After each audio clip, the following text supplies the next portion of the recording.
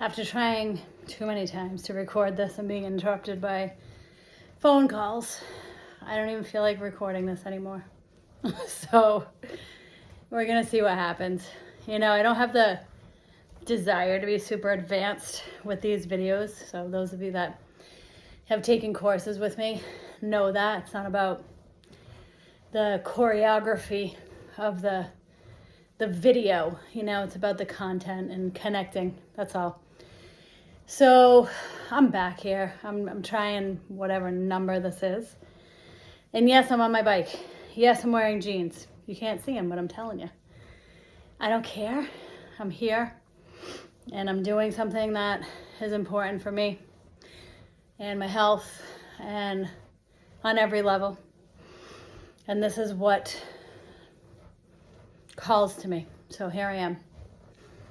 And I was going to talk to you about the color blue and how at some point there wasn't a word for it and how that relates to Buddhism. And I don't know. So apparently that's not what I'm supposed to do because I've gotten interrupted so many times. My fault because I did actually put on Do Not Disturb, and I have it set on if you call twice, then it rings through, because who knows if the school calls or whatever. I need to know these things. So jump on an exercise machine if you can. Go for a walk. Join me in this, me bobbing from side to side here. And, you know, I'll still talk about the color blue and how there wasn't a word for blue, but it was still described, you know, and that happened along the way of creating language, probably over and over again, right? When there was like no word for something, then it had to be described or compared to something else. And in this particular book that I read this in, they used the vast ocean to describe the blue that they were envisioning, that they were talking about in their play, I think it was. And, you know, it got me thinking. It's been on my mind because I just find that very fascinating, to try to describe things without using the word that defines them. To me, there's a sense of freedom in that, right? That brings me back to yoga and Buddhism, and the practice of non-attachment, right? The practice of non-attachment is about letting go of the way we define things and the way that we sort of, the way we define things. And oftentimes, that's where our struggle is because of the way that we define things.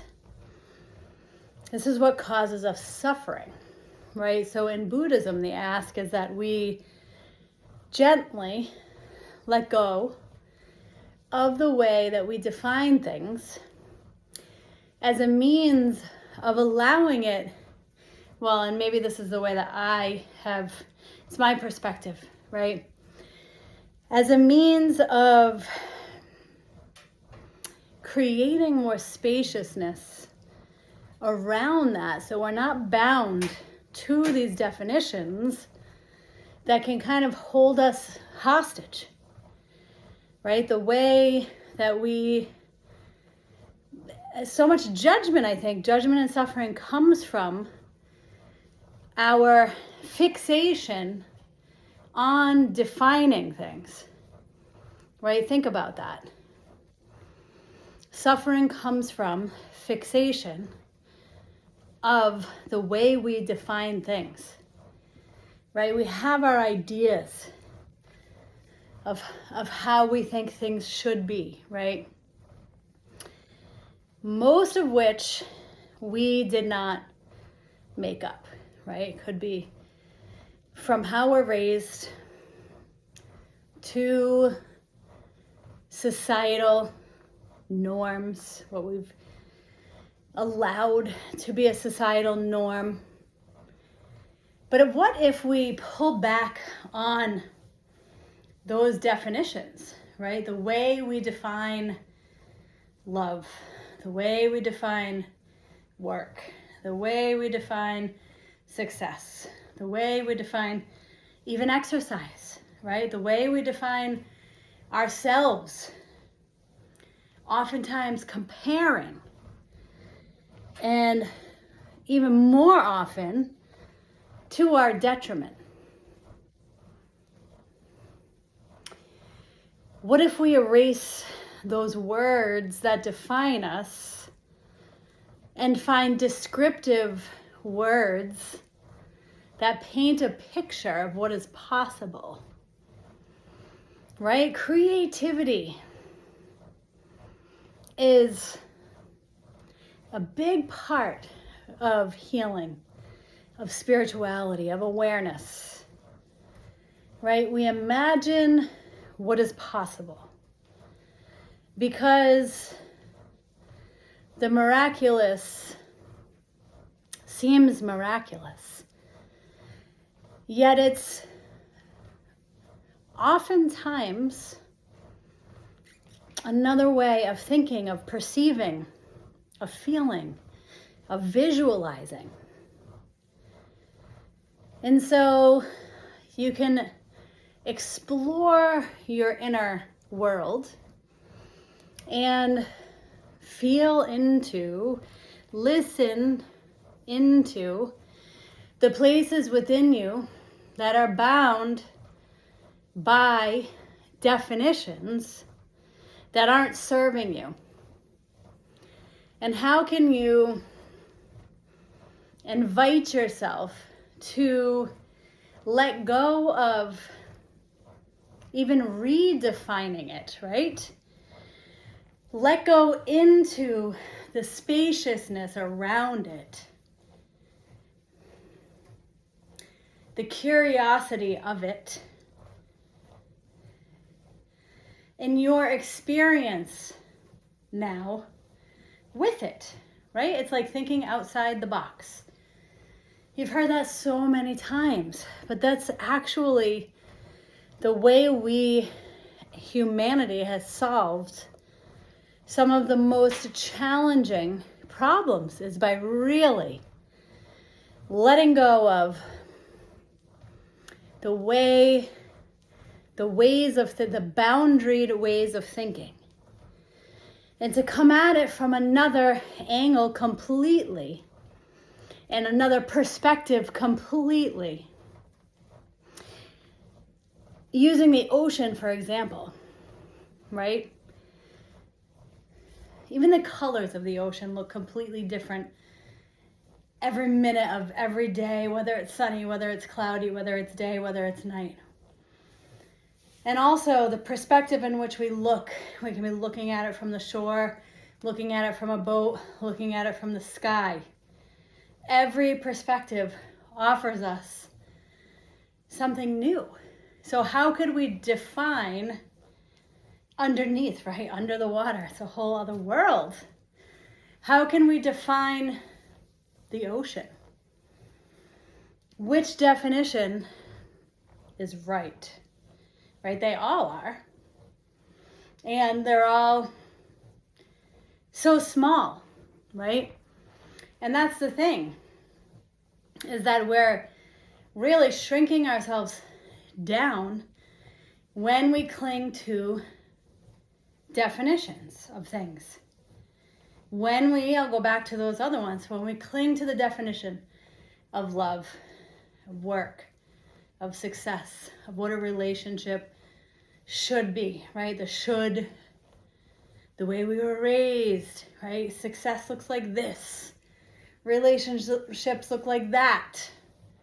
Spirituality looks like this. When in reality, real reality, as Bob would say, Bob Thurman, is that it's not true, right? There's so much more.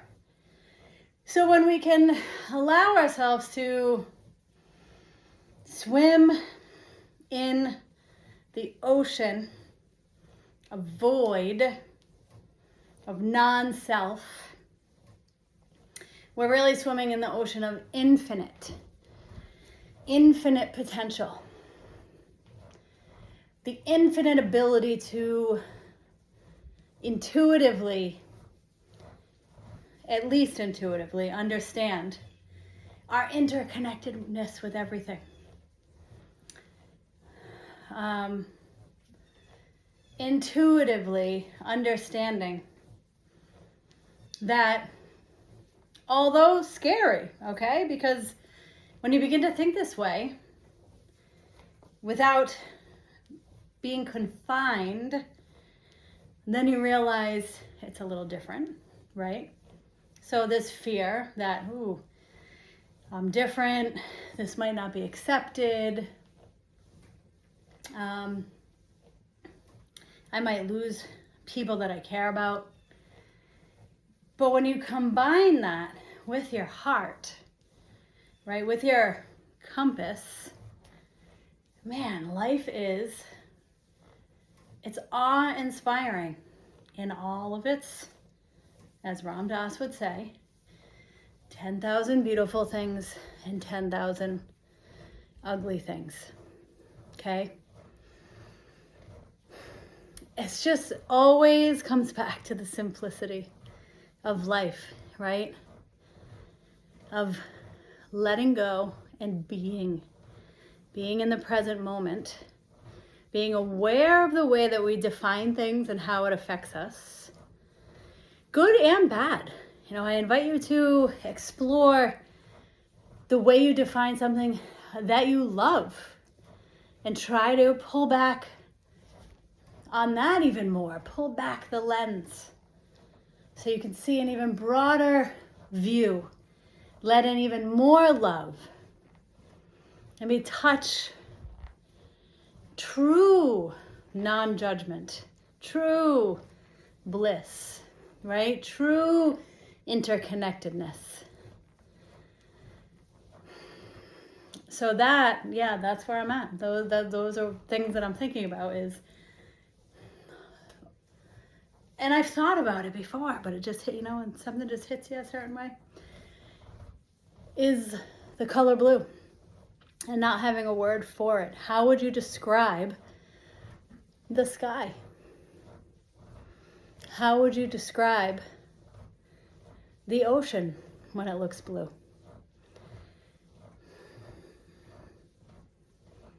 How would you describe, without definitive words, the nature of your heart, the path of your life, where you are right now, right? Maybe you have been defined somehow, whether by yourself or by someone else or however it works out, and you're wondering, or you're sensing that this is getting old. Take away that word. Take away that one defining word. Descriptive, not even descriptive, it's just a defining word. And how would you describe it? How would you visualize it? How would you sense it? How would you feel it? What does it feel like from your heart? I think we're all artists. Maybe we're all artists in the making, right? That is art. To be able to pull back the lens on even the most minute thing that seems like it's so finite. Pull back the lens to recognize its infinite nature. And that nothing in the real reality can actually be defined, because it's all interconnected, right? How many ways, I've talked about this so many times, it's funny to be having this conversation, because it even feels different for me. I'm redefining what I thought that I was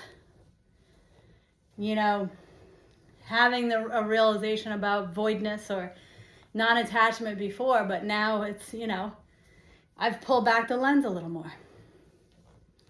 And it's very interesting. It's very interesting. The more I do this, the more I am capable of living from my heart, which I think I started to mention before in some other fashion. I think it was this video. Is not the easiest place to live from. It was this, because it's not always well received, even from yourself. But it's the most important place to live from, right? The whisper, the very gentle whisper, your intuition, your heart. It's always there, and the more you listen and the more you allow, I was going to say move in that direction, but a lot of it is allowing. Yes, it's moving in a direction, but it's allowing yourself to be with what comes naturally in each moment of life, responding from the heart. And don't get me wrong, sometimes, these are all part of the practices, that sometimes the initial reaction is not great. It's very defined. And then, for me personally lately, it's remembering to go into that quiet, peaceful, content place within myself and say, how can I lead with my heart here? How can I open? Right? Maybe I have to let go, to recognize, okay, I'm being defensive. I'm using old definitions. I'm afraid to be vulnerable. I'm afraid to share, right? My true, those third person thoughts that we have. Not what comes out at first, not what we think we should do, but what's the truth of our heart at that time. That's always in flux as we continue to pull the lens back and release the defining tendencies, and we embrace gently the fact that nothing is actually defined. I'm just going to leave that there. See how that sits with you. And okay, I want to hear from you. Comments, thoughts, awarenesses, things that you want to share. And I'll talk to you. I guess I did have some stuff to say. I didn't think I did after take however many, 4. Like, ugh. I don't like repeating. I don't re-record. I just am. So thanks for hanging with me, and I'll talk to you soon. Namaste.